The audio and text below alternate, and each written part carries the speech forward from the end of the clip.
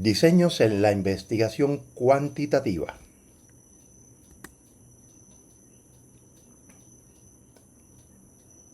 Saludos.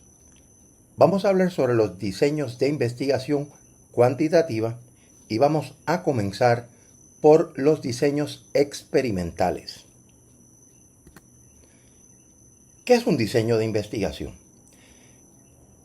Un diseño de investigación, desde luego, tenemos que mirarlo como una estrategia, por lo que se define, o el término diseño, se refiere al plan o estrategia concebida para obtener la información que se desea. Desde el campo de la psicología, lo que estamos buscando fundamentalmente es explorar teorías, modelos, cómo se relacionan diversas variables que son manifiestas en el comportamiento del individuo y también otras variables que se relacionan con cómo nos comportamos y cuáles son nuestras actitudes en el mundo psicológico. Por lo que el investigador utiliza su o sus diseños para analizar la certeza de las hipótesis formuladas en un contexto en particular. ¿Qué es entonces un experimento? Un experimento es un estudio en el que se manipulan intencionalmente una o más variables independientes, así se les llama.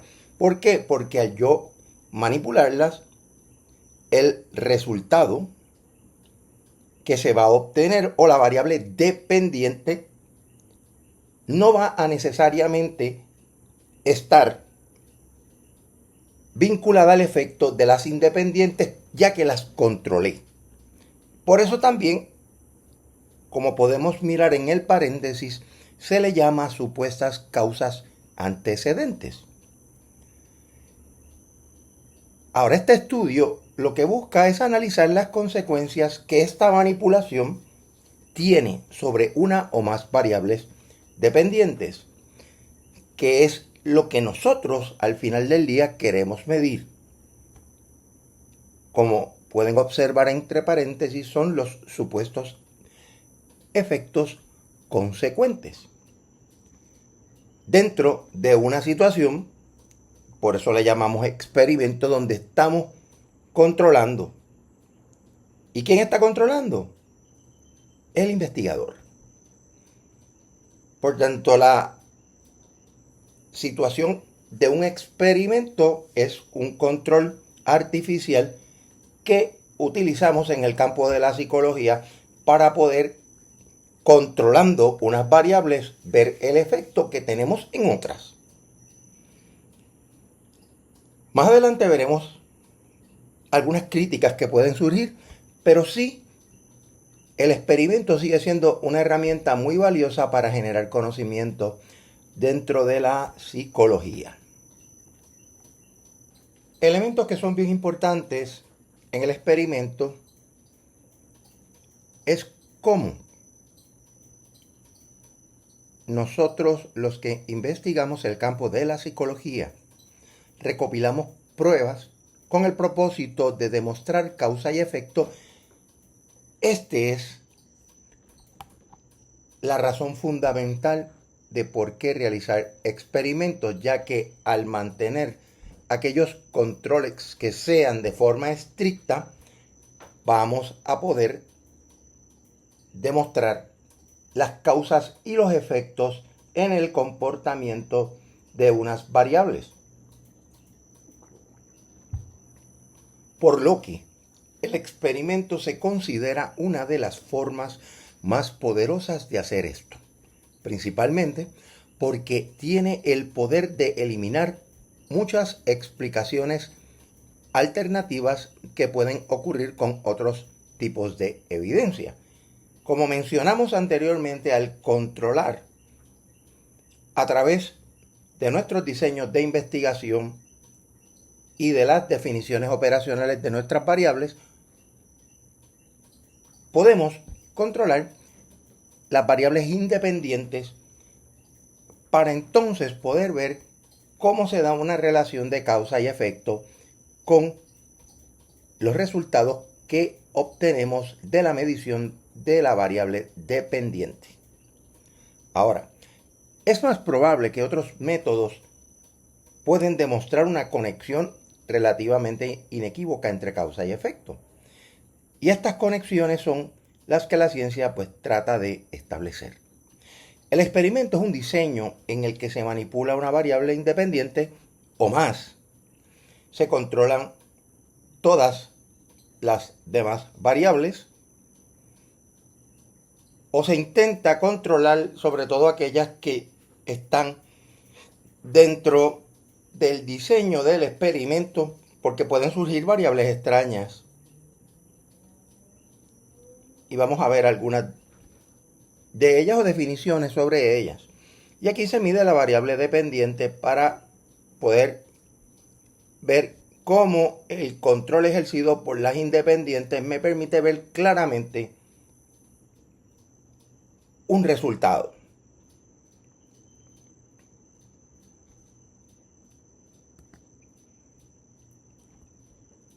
La variable dependiente, como una de las variables que se utiliza en los experimentos, es aquella cuyos cambios dependen de la manipulación de la variable independiente. Al yo controlar las variables independientes, puedo observar con bastante precisión qué ocurre en la variable dependiente. Por lo que es la variable que medimos para ver si ha cambiado como resultado de las diferentes condiciones en el experimento que establecen las variables independientes. No vamos a conocer o no conocemos los valores de la variable dependiente hasta después de haber manipulado la o las variables independientes. La variable independiente es la variable que es manipulada por el experimentador. Por ejemplo, yo quiero investigar cómo varía la habilidad general o la inteligencia general en un grupo de hombres y mujeres. La variable género sexual o sexo, masculino o femenino, va a ser aquella variable que yo estoy controlando para poder observar los efectos en la habilidad general o la inteligencia. Habiendo dicho eso, la variable independiente va a ser sexo o género sexual y la variable dependiente va a ser la inteligencia. Continuando con las variables en el experimento como tal, ya y un poco recapitulando, es el diseño que utilizamos para manipular una variable o más de manera independiente, donde también vamos a medir el resultado, luego de haber controlado esas variables, visto en la variable dependiente. Ahora, existen dos tipos de variables que podrían afectar nuestros experimentos si no tenemos cuidado. La variable intrusa, que es una variable que no está controlada y afecta el efecto buscado, creando covariación con la independiente de manera sistemática. Por ejemplo, si yo no controlo una posible variable como la educación podría ser una variable que afecta, que se inserta en la relación independiente. Por ejemplo, si yo encuentro luego que las mujeres están mejor preparadas académicamente, y usted me puede decir, pero es que la inteligencia o la habilidad general es innato. Bueno, uno de los planteamientos teóricos es que sí hay un % que está genéticamente determinado, pero también la gente inteligente se hace más inteligente a través de la preparación académica, la experiencia desde luego, el estudio sistemático. Por tanto, la preparación académica pudiese ser una variable intrusa. Y al no haberla controlado, que en este caso pues yo voy a dividir un grupo de hombres y mujeres, pues tengo que velar que tengan la misma educación o el mismo nivel de educación, probablemente de experiencia laboral, por decir algo, de manera tal que esto no afecte, porque ya estoy manipulando, ya estoy controlando la cantidad de personas y la cantidad de hombres y mujeres, pero también tengo que controlar otras variables que pudiesen entrar y afectar el resultado, como la educación. Así que eso es también un factor importante a considerar en la investigación, como una variable que no contemplemos puede entrar y afectarla. Lamentablemente, por lo general, las variables intrusas nos damos cuenta de que han afectado a nuestros resultados luego que hacemos el estudio, lo cual probablemente nos llevaría a tener que volver a hacer el estudio de nuevo o tratar de, utilizando algunos métodos estadísticos, tratar de ejercer lo que se conoce como control estadístico. Pero no siempre es efectivo. Ahora, también están las variables extrañas. ¿Y qué es una variable extraña? Una variable que no es la variable independiente y puede ser cualquier cosa que puede afectar a la variable dependiente.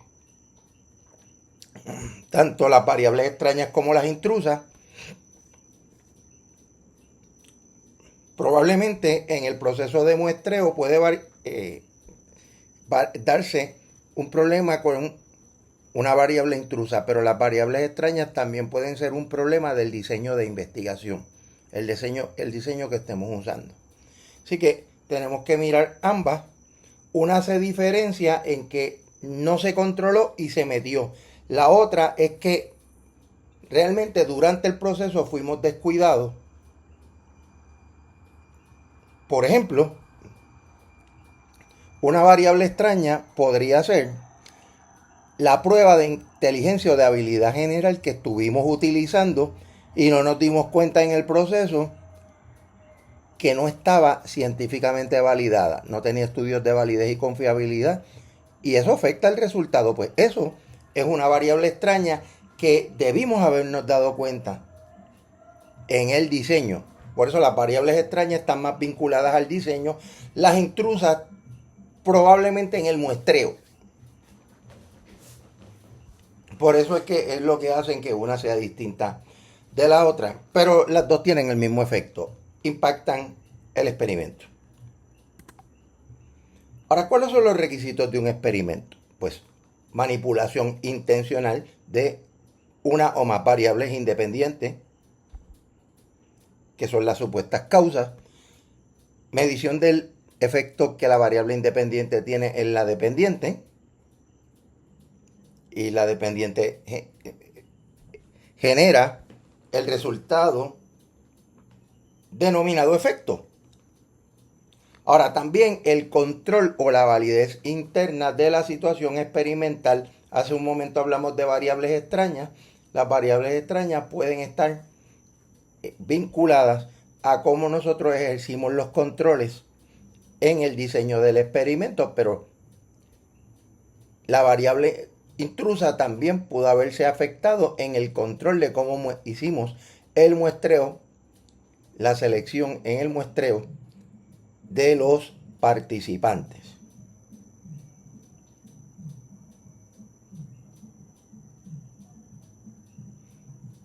También eso hace que la validez interna de la situación experimental se pueda afectar si no tenemos control.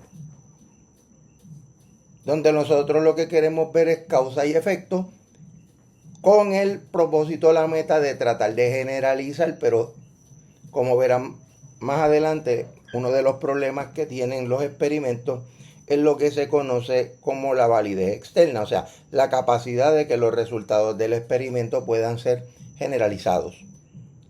a poblaciones más grandes. Ejemplos de la manipulación de una variable independiente a nivel de grado. Modalidad de adiestramiento presencial, híbrido o en línea. Esa podría ser una variable independiente. Minutos para practicar la meditación de atención plena. Podemos hacer una meditación de 5, otra de 10 y otra de 15 minutos y ver cómo disminuyen los niveles de cortisol en una persona. Niveles de exposición a la violencia laboral desde no exposición, moderada y alta. Grado de información sobre un grupo social para analizar niveles de prejuicio en el trabajo, tratando de conocer cuáles son los niveles de prejuicio en unos grupos particulares. La paga a nivel monetario, como un incentivo motivacional. Yo controlo la paga a nivel de una variable independiente, donde con diferentes niveles de paga, incluyendo cero paga, puedo ver si aumenta o no la motivación. También diferentes incentivos motivacionales que no sean monetarios, pues como el reconocimiento, que es uno de los más conocidos, la exposición, la oportunidad de aprender nuevas tareas, que son incentivos que pueden motivar a unos empleados, pero no tienen un costo bien directo a las personas. Medición del efecto en la variable dependiente. La medición de las variables dependientes deben ser válidas y confiables. O sea, un instrumento que utilizamos para medir, hablamos ahorita de inteligencia, y traímos el ejemplo de un estudio comparativo en la habilidad o la inteligencia de hombres y mujeres, y encontramos que el instrumento de habilidad general o factor G de inteligencia no había sido sometido recientemente a estudios de validez y confiabilidad. Eso va a crear un problema muy serio en el diseño del estudio. Así que va a afectar los resultados de la investigación. Y como les decía, ahí sí tenemos unos problemas bien serios porque no podemos ejercer control de las variables porque ya el instrumento está viciado, está incapacitado de darnos resultados válidos y confiables, y tampoco se puede ejercer control estadístico sobre el mismo. Ahora, ¿cómo tratamos de controlar la validez interna de la situación experimental? Tratando de definir un poco más preciso el concepto de validez interna. La validez interna es la capacidad que yo tengo a través de dicho experimento de poder observar las causas, que son la forma en que yo manipulo las variables independientes, en el efecto que crea esta manipulación, que es la variable dependiente. Así que, como pueden observar, aquí tenemos que ejercer lo que se conoce como control experimental, tratando de controlar variables extrañas. También otras fuentes de invalidación, las vamos a ver ya pronto. Controlar la posible influencia en las variables independientes que vamos a controlar y manipular, para entonces poder ver o no ver, que eso es otro elemento. Podemos tratar de ver cómo controlando variables no vemos un efecto, pero sí también cómo lo vemos. Por lo general, la mayor parte de los experimentos lo que buscan realmente es ver un efecto. Pero también, en el caso de variables como estrés, podríamos tratar de ver la ausencia de estrés a nivel experimental ante la manipulación de varias condiciones dentro de las variables independientes, así como también podríamos ver efectos que aumenten el estrés. Todo va a depender al final del día de cómo usted, como investigador, trata de no solamente controlar y manipular las variables independientes, sino también qué es lo que usted quiere observar como el efecto que genera en la variable dependiente. Principales fuentes de invalidación interna. ¿Cómo se pueden afectar los resultados de mis experimentos? La historia es uno de ellos. ¿La historia de quién? La historia de los participantes que están en la investigación. Como por ejemplo, hay personas dentro de mi experimento que ya previamente han estado en experimentos similares. Eso es un asunto de historia. O por ejemplo, si yo quiero evaluar la inteligencia de hombres y mujeres, estos hombres o mujeres ya previamente han tomado el instrumento y lo conocen. Así que es un factor que uno tiene que tener claramente establecido cuando va a seleccionar a las personas que van a participar. La maduración, que está muy relacionado con el concepto de la historia. La maduración es un elemento más personal. Cuánto esta persona ha ido en el tiempo madurando en términos de lo que conoce sobre el efecto que tiene la variable independiente. Por ejemplo, una persona que ha tomado en varias ocasiones el instrumento ya lo conoce. O también, como una persona ha participado de este experimento a través de muchos años, el mismo experimento, y eso también genera un efecto de maduración. Por otro lado está la inestabilidad del instrumento de medición si no tiene indicadores de validez y confiabilidad. Eso creará una fuente de invalidación. También la inestabilidad del ambiente experimental. Por tanto, los experimentos tienen que ser en ambientes controlados por él o los investigadores de manera tal de que no afecte factores tales como la iluminación, la temperatura, la comodidad, pueden afectar el ambiente de una investigación. También está la administración de las pruebas. Si el protocolo o las guías de administración de los instrumentos está mal redactada, no está bien preparada, o los investigadores no son cuidadosos siguiendo estrictamente el protocolo para la administración de las pruebas, eso puede crear un problema. La instrumentación también es importante. Hoy en día que se hace mucha investigación en el campo de la neurociencia, se utilizan sensores, se utilizan medidores de ondas cerebrales, etcétera, que si no están debidamente validados, no están limpios, no están cuidados, eso afecta la medición. Así que los instrumentos hay que observarlos y velarlos muy bien. Otro de los factores también es la regresión. La regresión o regresión a la media puede implicar, y podemos utilizar la inteligencia como un factor. Les mencioné que hay un componente genético en el desarrollo de la inteligencia, pero también hay uno de aprendizaje.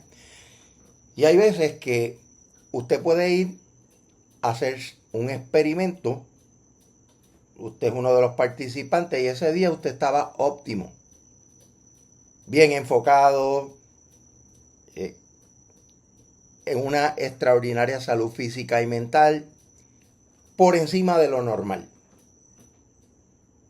Y usted vino y cogió el examen o el instrumento para medir inteligencia y salió bien alto. Ahora, si posteriormente yo le vuelvo a administrar el examen a esa misma persona, puede darse la situación de que como tuvo un día muy bueno y salió muy alto, vuelve, toma el instrumento pero sale más bajo. Y vuelve y lo toma por una tercera vez. Y de momento cuando usted promedia las 3 puntuaciones, se va a encontrar de que lo normal que esa persona obtendría en la prueba de inteligencia está muy por debajo de ese día óptimo, de esa primera administración del instrumento donde la persona estaba óptima. Y eso pasa en todos los renglones de la vida. Hay momentos que usted desempeña muy por encima de lo normal, pero cuando se vuelve a administrar, ya sea una prueba, ya sea ejercicio, usted termina bajando su rendimiento, pero llega a un punto donde su rendimiento, y eso es lo que se conoce como regresión a la media o al promedio. Hay veces también que podemos salir bien bajo y de momento subimos, bajamos un poco, subimos, bajamos un poco hasta que llegamos a un promedio donde, pues, ese es nuestro desempeño normal y natural. No era ni muy alto ni muy bajo. Y ese es el concepto de regresión o regresión a la media. También tenemos la selección, ya lo mencioné hace un rato, la selección de los participantes. Una selección equivocada puede traer variables extrañas al juego. Y pues eso nos afectaría también la capacidad de generalizar. Otra fuente es la mortalidad. La mortalidad no es que la gente necesariamente se muere, podría pasar. Si por ejemplo yo estoy haciendo investigaciones donde yo estoy comparando el desempeño de grupos a través del tiempo, podría darse la situación de que yo comience con 100 personas y la segunda vez que yo vuelvo a evaluar a esas personas en una variable dependiente, ya no tengo 100, tengo 70. Y a ese mismo grupo lo vuelvo a evaluar en una tercera vez y tengo 50. La mortalidad, pues puede ser que la gente murió, puede ser que la gente ya no está motivada a participar nuevamente en el estudio o que tiene situaciones donde, pues, por razones ajenas a su voluntad no puede participar. La difusión de tratamiento es otro problema cuando uno está evaluando diferentes tratamientos en una misma persona. O sea que el efecto de tratamiento A puede afectar el tratamiento B. Esto pasa mucho en los estudios clínicos, donde si uno no es cuidadoso, uno está administrando dosis de medicamentos a una persona y si no se estima un tiempo prudente, el efecto de la primera dosis, la segunda puede estar presente. Y pues, se lo traigo desde el campo de la medicina para más fácil uno poderlo evaluar. Pero también pasa en el campo de la psicología. Yo puedo tratar de investigar el efecto de diferentes adiestramientos en un grupo. Y el efecto de adiestramiento A puede tener repercusión en el B.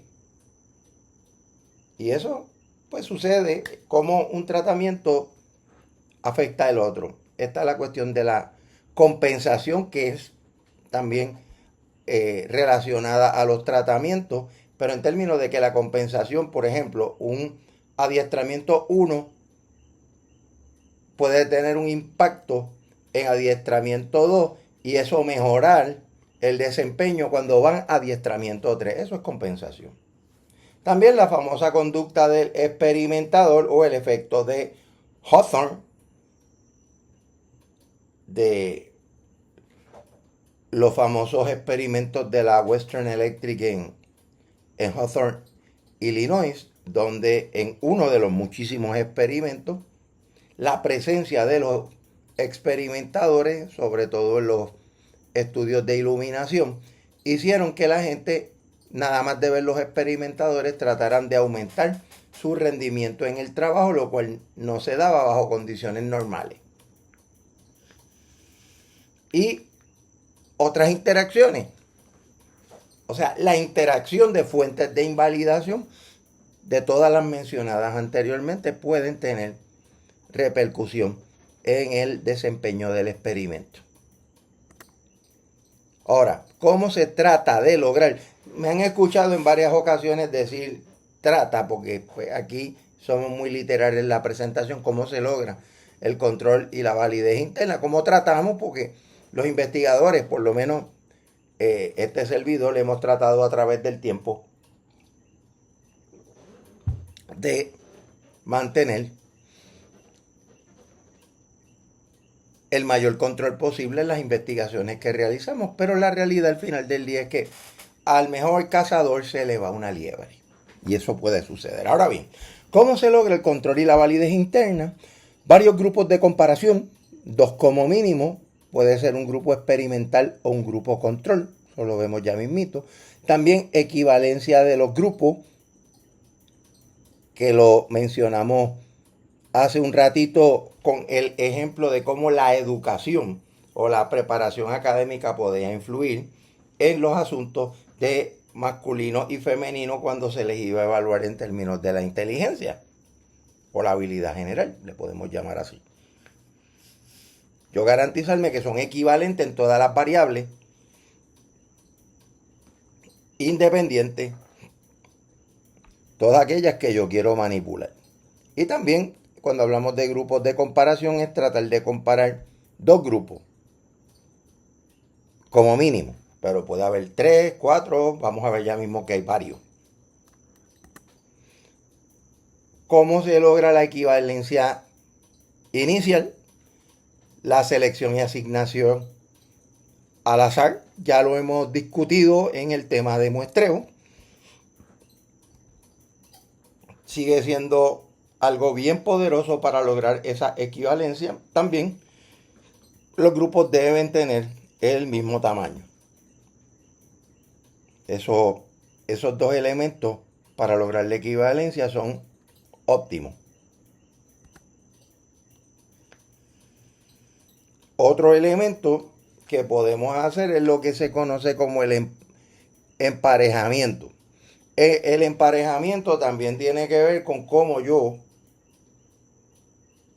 mirando a 2 grupos, basado en las características que yo quiero controlar, hago el mejor pareo posible.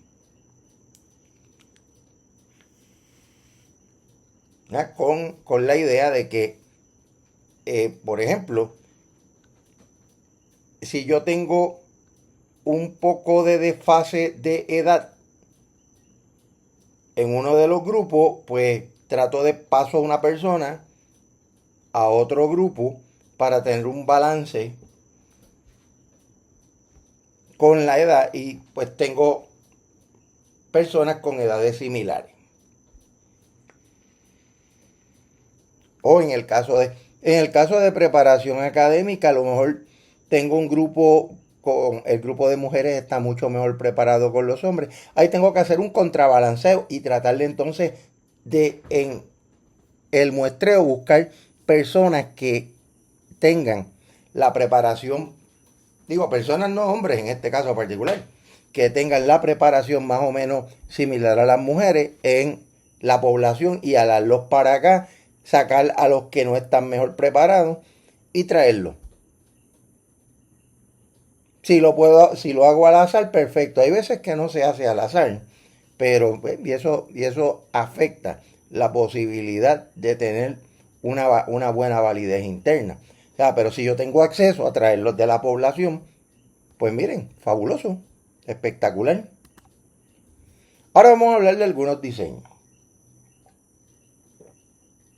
Los más sencillos y los que por lo general tienen más problemas de validez interna son los preexperimentos. Por ejemplo, yo puedo tener un estudio de caso. Yo estoy estudiando un grupo pequeño o hasta una persona, que pasa mucho en los casos clínicos. O también hoy en día se hacen estudios de casos en el área de psicología industrial con coaching, como si fuera un tipo de terapia o cuasi terapia. Pues aquí en los preexperimentos yo voy a tener o un grupo o una persona, yo le doy el tratamiento y luego mido resultados. ¿Ah? El grupo está controlado a través de las variables independientes, ahí le voy a dar el tratamiento y luego voy a medir el resultado. Como pueden ver, aquí no tengo ni personas ni grupos con quien comparar, es solamente una unidad. Ahora tengo el diseño de preprueba y postprueba en un solo grupo, donde voy a tener un grupo de personas. Vamos a pensar en unas personas que van a tomar un adiestramiento y yo quiero ver si el adiestramiento añade valor a estos empleados. Antes de comenzar el adiestramiento le voy a dar una preprueba, luego el tratamiento, en este caso sería el adiestramiento, y luego voy a administrarle el mismo instrumento que antes se le llamaba preprueba, pero ahora va a ser postprueba.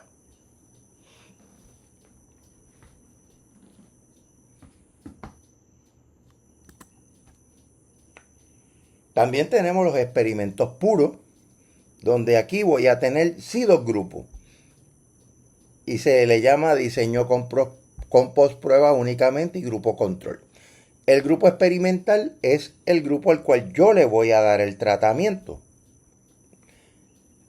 Ahora yo voy a seleccionar un grupo control con las mismas características que el experimental y no le voy a dar el tratamiento. Usualmente lo que se le da es algún tipo de actividad que también se le llama placebo. Una actividad muy distinta al tratamiento. Por ejemplo, yo quiero probar el efecto de un grupo al tomar un adiestramiento de motivación. Y ese es mi grupo experimental. Pero al grupo control, simplemente lo que hago es que por un tiempo similar al tratamiento, le presento videos musicales o algo que no tenga que ver con el cambio de conducta en el área de motivación. O una película o una charla sobre otro tema que al final del día no tiene que ver nada con el tratamiento. También tenemos en los experimentos puros el diseño preprueba, postprueba y grupo de control. Aquí voy a tener el grupo experimental, el grupo control. A ambos le voy a dar la preprueba. Ahora le voy a dar el tratamiento al grupo experimental, un placebo o cualquier otra actividad que nada tenga que ver con el tratamiento al grupo control y a ambos al final le doy la postprueba.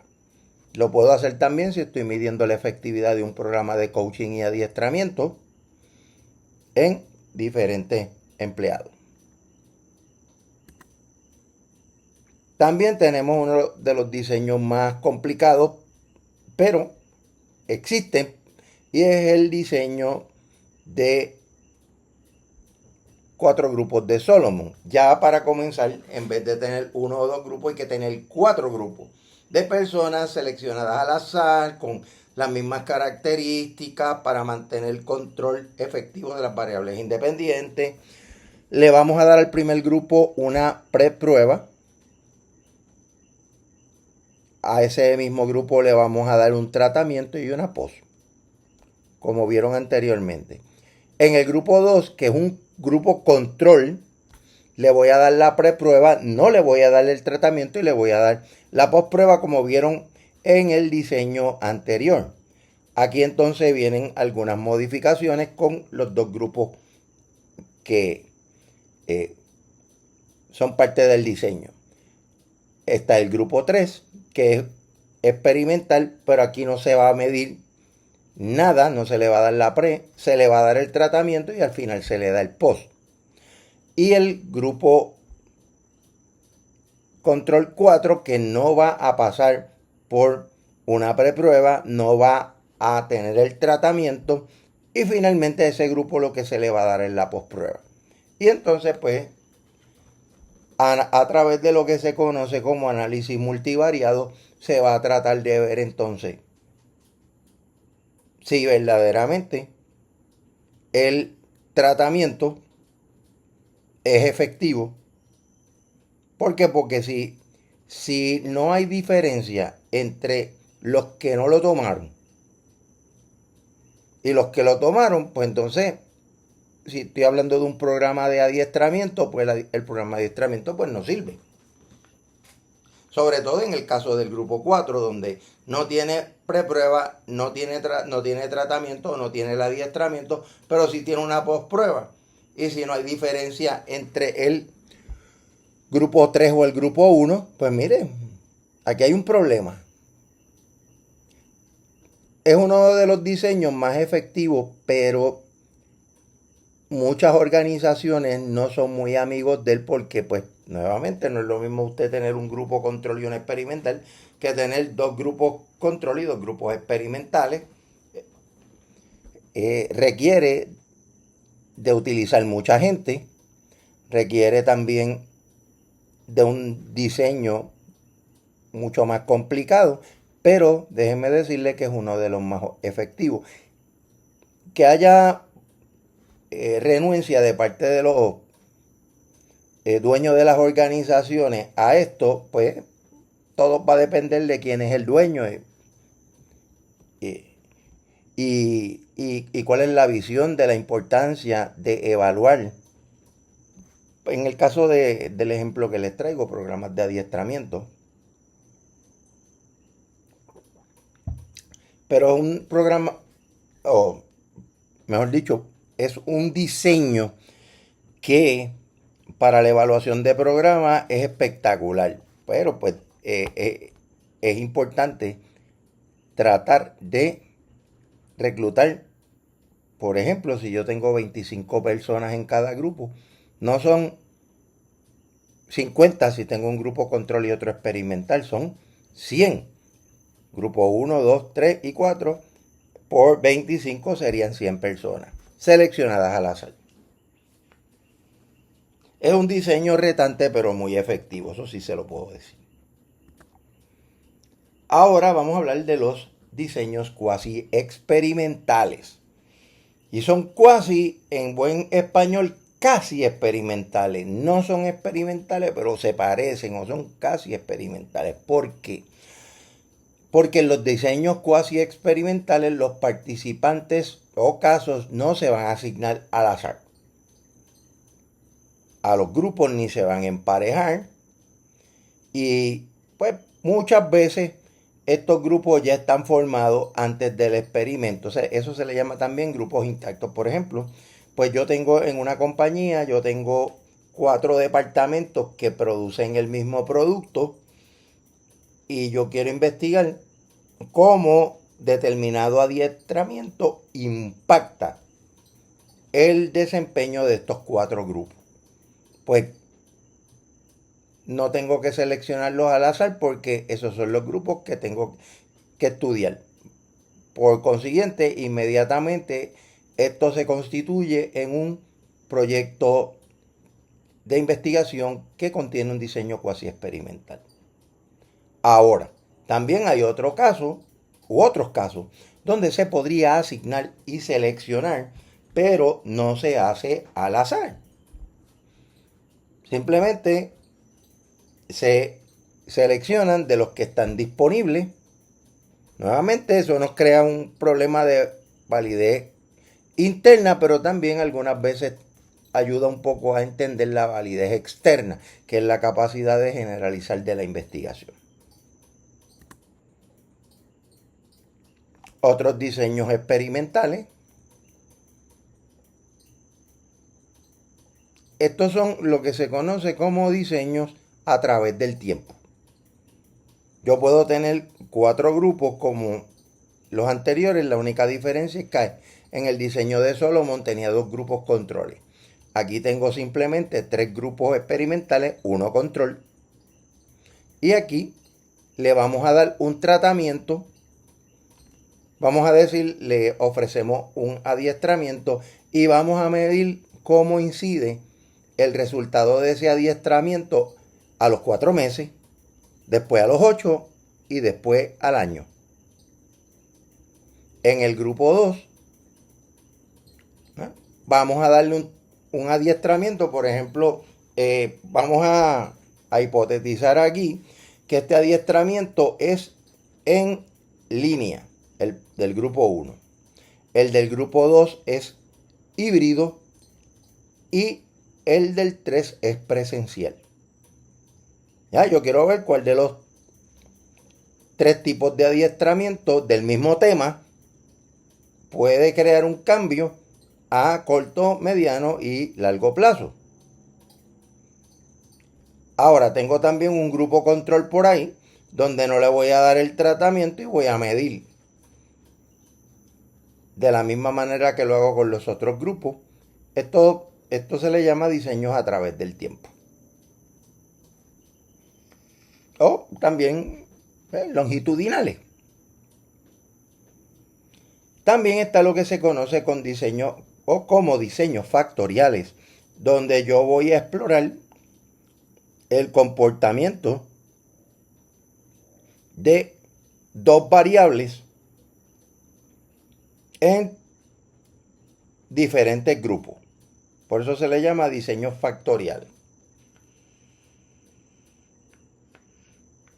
Aquí la idea es que yo, en vez de estar midiendo una sola variable, voy a estar midiendo 2. O sea, voy a tener 2 variables dependientes en diferentes formatos.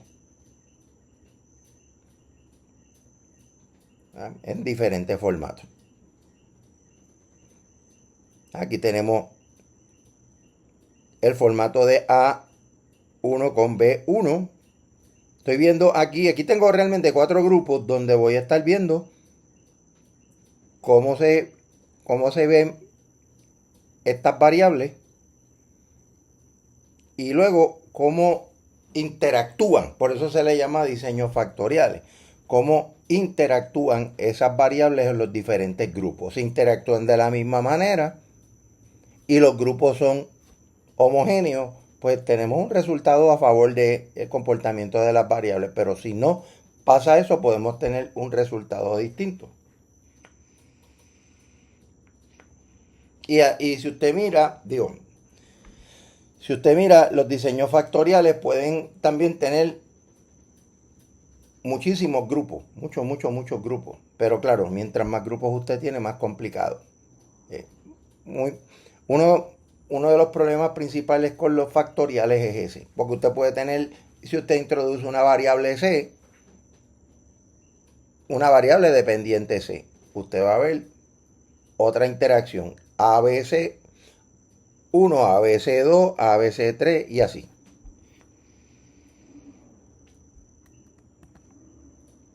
Ahora, como brevemente les mencioné, está también el concepto de la validez externa. ¿Qué significa la validez externa? Generalizar resultados de un experimento a situaciones no experimentales, así como a otros participantes, casos y poblaciones.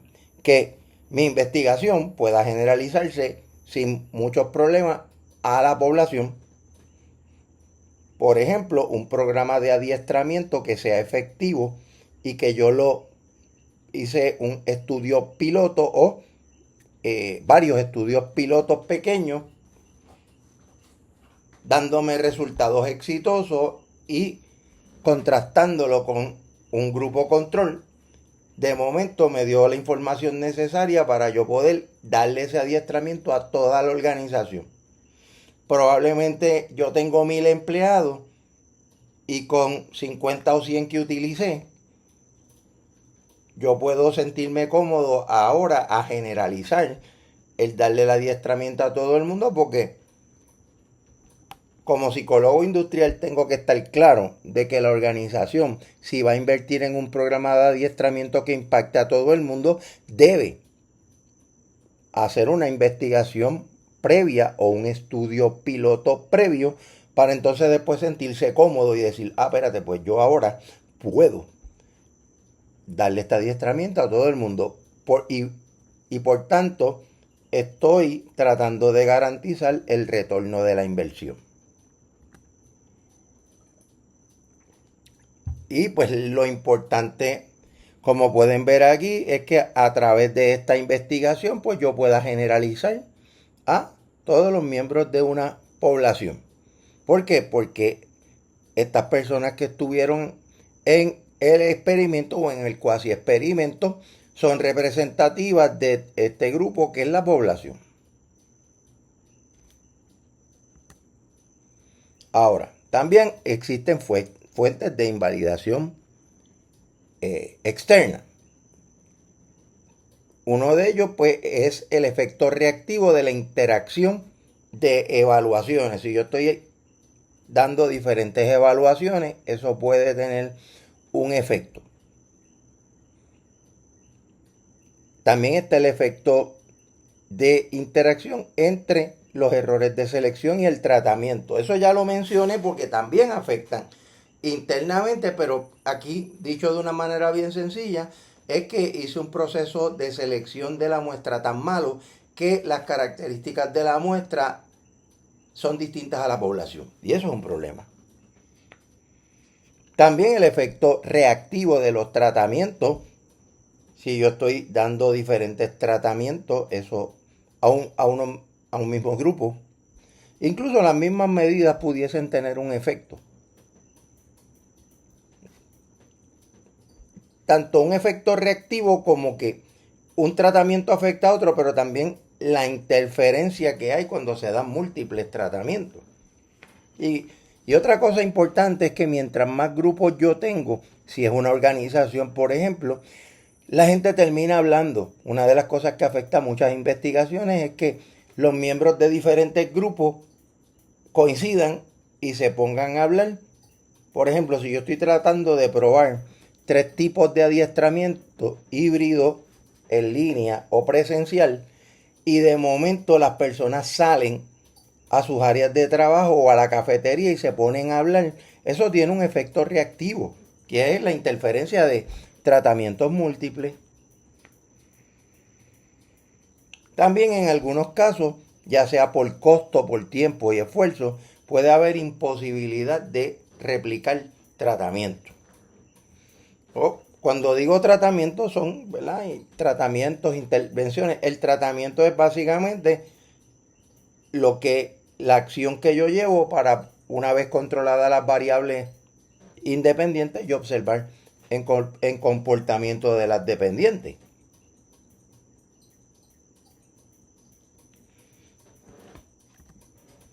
Otra fuente, descripciones insuficientes del tratamiento experimental, que no se tenga claro los diseños.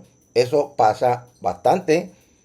Hay que ser bien estructurado, bien organizado. Los efectos de novedad e interrupción. La novedad es cuando pues antes la gente no se había sometido a esto y también salen de allí una vez pasan por el experimento y se lo cuentan a todo el mundo. O también las interrupciones. Pasa mucho en las organizaciones de trabajo. Yo estoy evaluando el impacto de unos adiestramientos y me sacan los empleados que están en la investigación para yo probar si el programa de adiestramiento es una interrupción. El efecto del experimentador puede estar ahí si es descuidado, es inexperto o simplemente, ¿verdad?, trata de alejarse tanto de los resultados que pierde la noción del control de variables. Otro efecto es la interacción entre la historia y los efectos del tratamiento, sobre todo si las personas que están participando de la investigación fueron evaluados en un momento y luego vuelven a ser evaluados. Ya hay una historia. Incluso No lo dice aquí, pero usted tiene un efecto de maduración también. Y las mediciones de la variable dependiente, sobre todo cuando son problemas de validez y confiabilidad. Que realmente cuando uno mira las fuentes de invalidación interna y externa, hay unas que son totalmente similares. La única diferencia que las fuentes de invalidación interna no permiten observar resultados fiables y válidos en el experimento. En el caso de los cuasi experimentos, que también tratamos de ver las fuentes de invalidación externa, vamos a encontrar que la capacidad de generalizar de la muestra a la población es ahí, está ahí. Está ahí y en algunos casos por los mismos factores. Pues, ¿cuáles pueden ser los contextos de los experimentos? Pues aquí tenemos los experimentos de laboratorio, que ya hablamos bastante de ellos. Los experimentos de campo también, con los cuasi experimentos, pueden ser experimentos de campo donde yo no tengo tanto control de las variables, pero tengo una mayor posibilidad de poder generalizar los resultados a la población, no así tanto los experimentos de laboratorio, porque solamente yo estoy controlando unas pocas variables y pues muchas veces usted sabe que la realidad humana es multidimensional y multivariada. Pero aún así hay relaciones que parsimoniosamente, esa palabra de domingo, ¿verdad? Que es tratar de buscar las explicaciones más sencillas y simples a lo que a la larga va a ser un proceso complejo. Pues es importante.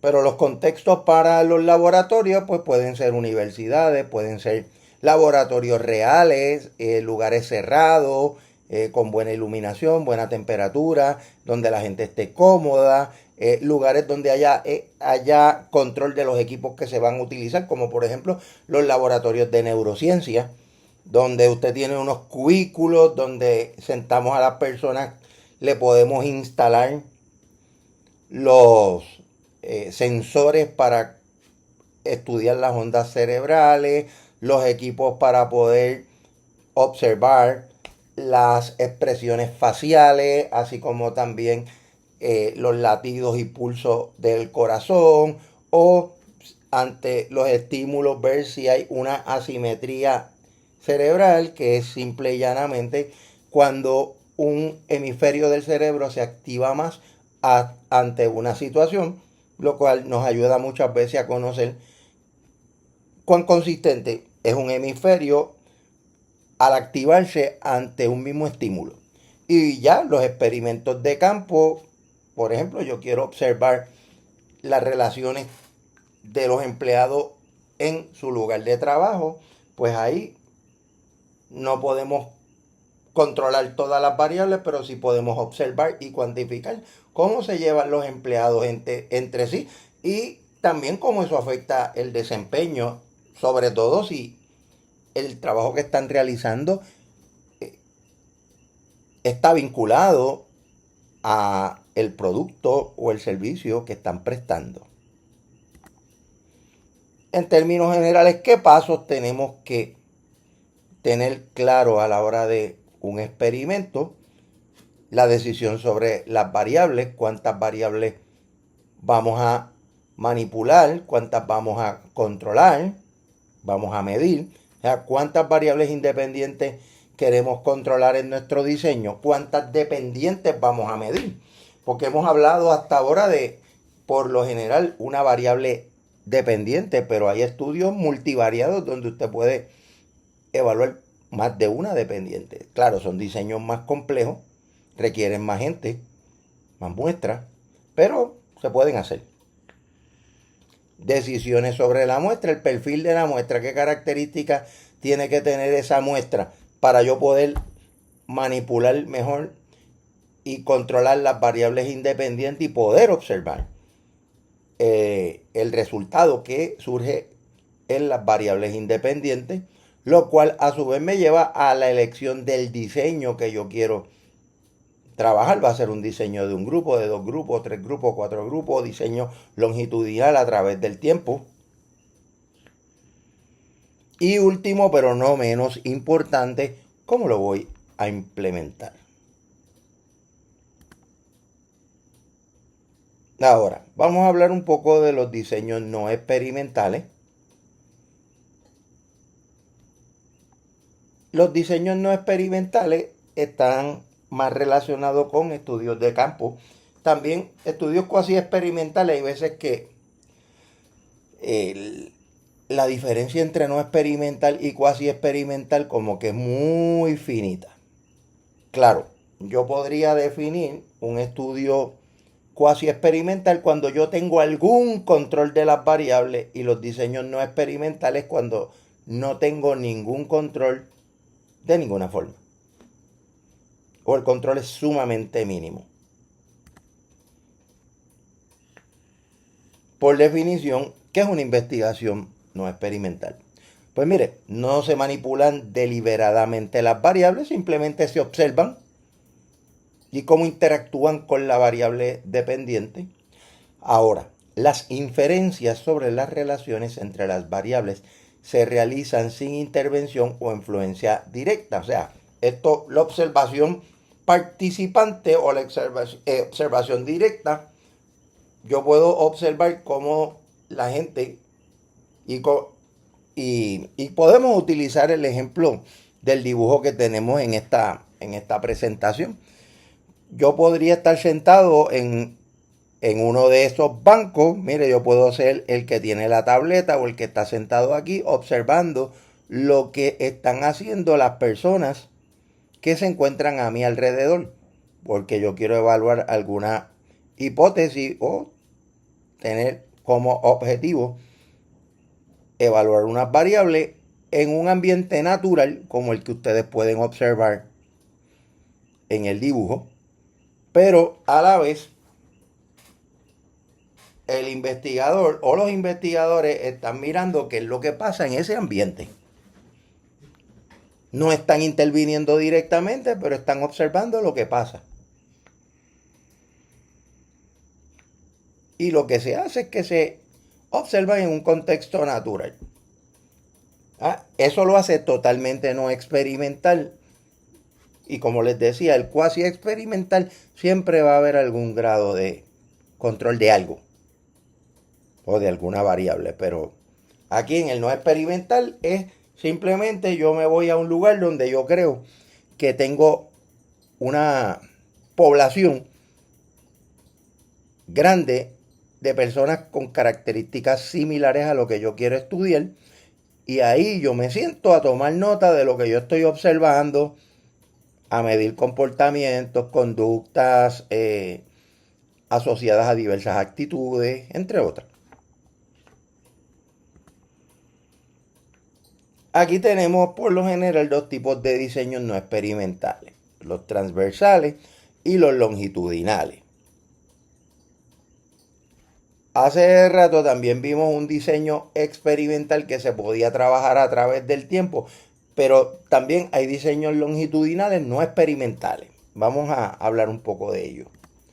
Por ejemplo, los transversales o transeccionales, como se le llaman, lo que hacen es recolectar datos en un momento determinado.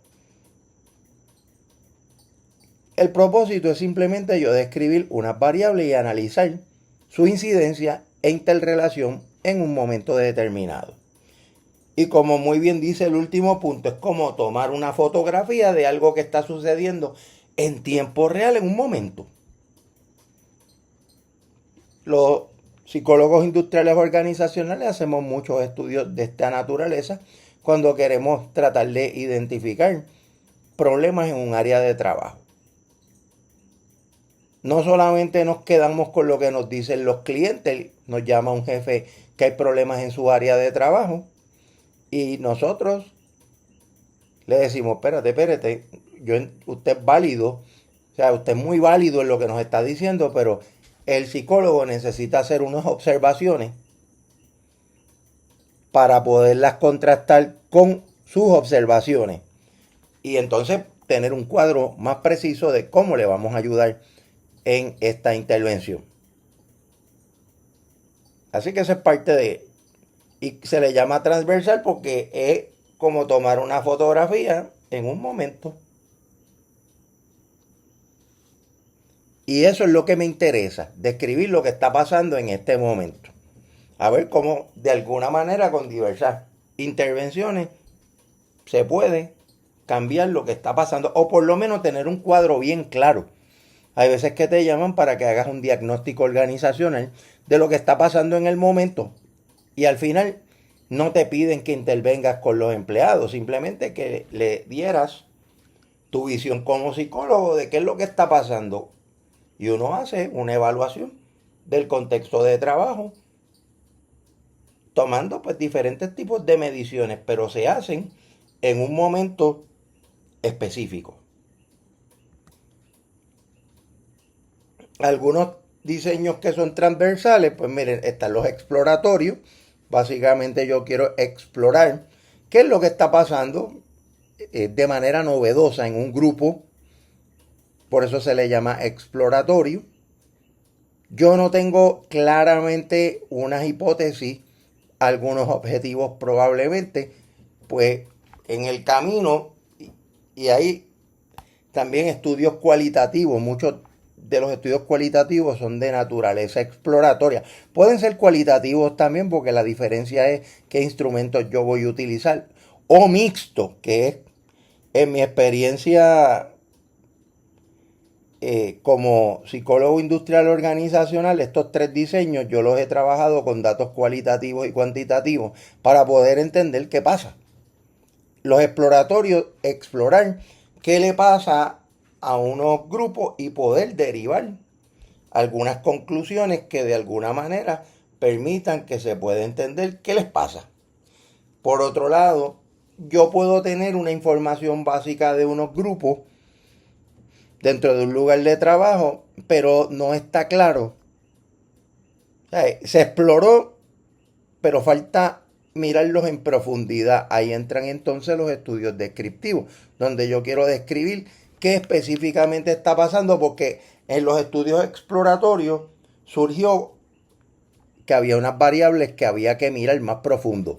Ahí entonces entran en función los descriptivos.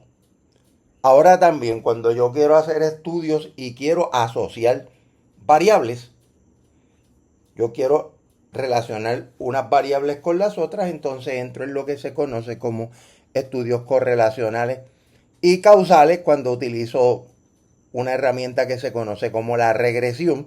No son enteramente causales porque no son experimentales, pero por ejemplo, yo con estudios de correlación puedo asociar variables, pero también con estudios de regresión. Y estoy aquí dándole un poquito duro a las estadísticas. Yo espero que me estén entendiendo. No, es broma, es broma. Si no, vayan y búsquenlo. Yo creo que, ¿verdad? Y le he comentado a mis estudiantes, no solamente los del curso de experimentos y otros métodos de investigación en la psicología, lo he hecho en todos los otros cursos, de que aprender las herramientas de investigación a usted como psicólogo le da unas herramientas muy poderosas. Sobre todo, y lo tengo que decir con mucho cariño y respeto a aquellos de ustedes que van a seguir en la psicología industrial organizacional, muchas maneras de usted probarle a los clientes de que lo que usted hace funciona es a través de la recopilación de datos, exploración de ellos, descripción de ellos y análisis donde yo correlaciono dos o más variables y luego trato de hacer análisis predictivo por medio de la regresión.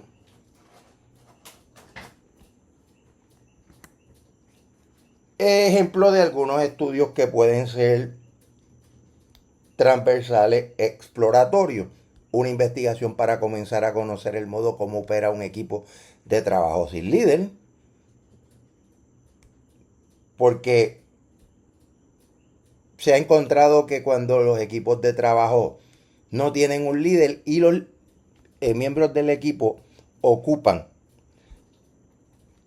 las funciones de un líder podrían ser sumamente efectivos. Otro podría ser una evaluación de un programa de adiestramiento totalmente innovador. Pues yo quiero ver cuán efectivo e innovador es ese taller en ese momento. También un estudio en torno a los errores que se cometen en un área de trabajo, por qué la gente los está cometiendo, qué les está llevando a cometer esos errores.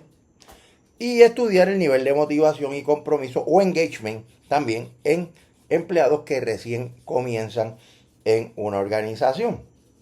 Así que ahí tienen algunos ejemplos de estudios que son transversales. Nuevamente, la idea es sacar una fotografía, ya sea exploratoria, porque no sé nada, como por ejemplo el programa innovador de adiestramiento.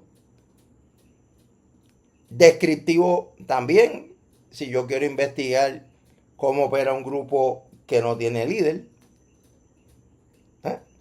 Que, como les decía, o sea, estos son o se proyectan como estudios exploratorios, pero dependen el nivel de conocimiento que usted tenga, podrían convertirse también en descriptivos. Pero, como ve, básicamente estamos hablando de probablemente diseños donde no se ha hecho nada de investigación previamente. Ejemplos de diseños transversales descriptivos, las encuestas de opinión, los diagnósticos organizacionales son descriptivos. ¿Por qué? Porque lo que se quiere es saber qué pasa en la organización. En el caso de una encuesta de opinión sobre la satisfacción, se quiere describir el nivel de satisfacción o los distintos niveles de satisfacción en una organización. También los censos. El censo, ¿qué es lo que hace? Tratar de describir, en esencia, cómo está configurada en términos de variables demográficas una población. También si la cantidad de personas en una población ha aumentado o ha disminuido. También un estudio sobre las quejas de los clientes de una tienda, buscando describir qué pasa allí. También una investigación para evaluar los niveles de satisfacción de los clientes de un hotel con respecto al servicio que reciben. Nuevamente, yo quiero describir qué pasa allí. Eso es lo que se busca en esencia en este tipo de análisis. ¿Y qué pasa con los causales? Los correlacionales causales. Una investigación que pretendiese indagar la relación entre la atracción y la confianza que genera el vínculo empleado y supervisor es un estudio correlacional. Y usted me va a decir, pero ¿y qué tiene que ver eso? Pues fíjense, hay mucho en la literatura donde se ha encontrado de que una relación entre cómo los supervisores y los empleados se llevan puede llevar o puede conllevar a aspectos motivacionales siempre y cuando el supervisor convierta como parte de su círculo íntimo al empleado, lo cual a la larga le conlleva darle mayores beneficios y recompensas en comparación con lo que le llaman el outgroup o los empleados que están desligados del círculo íntimo del supervisor y que aquellos supervisores que estimulan la creación del in-group y el out-group muchas veces generan conflictos internos dentro de la organización, lo cual afecta la motivación de unos empleados y otros y a su vez la capacidad de trabajar en equipo. También una investigación para determinar las causas por las cuales disminuyó la motivación de los trabajadores de una empresa en un punto en el tiempo también puede abrir las puertas para ver cómo esa relación me ayuda a explicar a mí en un tiempo dado por qué él disminuyó la motivación de la gente. También una investigación para analizar las razones del colapso de la bolsa de valores en un momento específico. Si relaciono unas variables con otras, eso en cierto modo me ayuda a poder entender qué es lo que está pasando. Así que estos son ejemplos de estudios transversales que son correlacionales en esencia. Los diseños longitudinales. Estos estudios son los que recaban datos o recogen datos en diferentes puntos del tiempo para realizar inferencias acerca de la evolución, sus causas y los efectos. Se utilizan cuando el interés del investigador es analizar cambios a través del tiempo en determinadas categorías, conceptos, sucesos, variables, contextos o comunidades, o bien de las relaciones que se dan entre estas. La idea de los estudios longitudinales es ver cómo grupos de individuos cambian o no a través de un tiempo determinado. Uno de los famosos estudios hace muchísimos años fue el de H.H. Goddard. Fue uno de los pioneros en el campo de la inteligencia, donde él observó a través del tiempo cómo estos jóvenes, estos niños, basados en el nivel de inteligencia, iban prosperando, porque su hipótesis era pues que los muchachitos más inteligentes iban a ser aquellos que mejor les iba a ir en la vida. Y pues los observó a través de prácticamente casi un periodo de 30 años y pues los resultados mostraron de que aquellos jóvenes que habían demostrado unos niveles de inteligencia más altos ciertamente eran mucho más exitosos en sus carreras profesionales, sobre todo en éxito profesional, éxito económico, estabilidad en términos maritales, o sea, eran personas que duraban más tiempo casados versus los menos inteligentes, pues tenían problemas en búsqueda de trabajo, problemas de alcohol, drogas, problemas para mantener familia, entre otros. Claro, ¿verdad? Usted me puede decir, pero, oye, Carlos, esto nada más convertir la inteligencia en un predictor para una persona puede enfrentar muchas vicisitudes si es una persona con problemas de aprendizaje. Claro, también se pudo observar que muchos de los jóvenes que tenían altos niveles de inteligencia también venían de una familia económicamente pudiente. O sea que claro, eh, el estudio de estas de este tipo de personas pues trajo mucha controversia.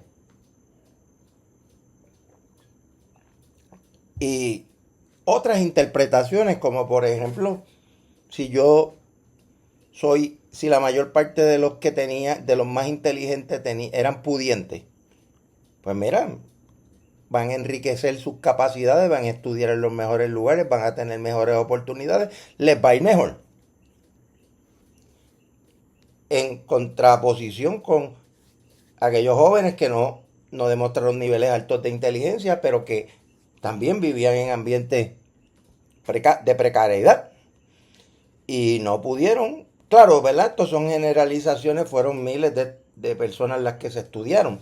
Hubo también personas pobres que echaron para adelante en la vida, o personas ricas, o estos jóvenes brillantes que les fue muy mal en la vida.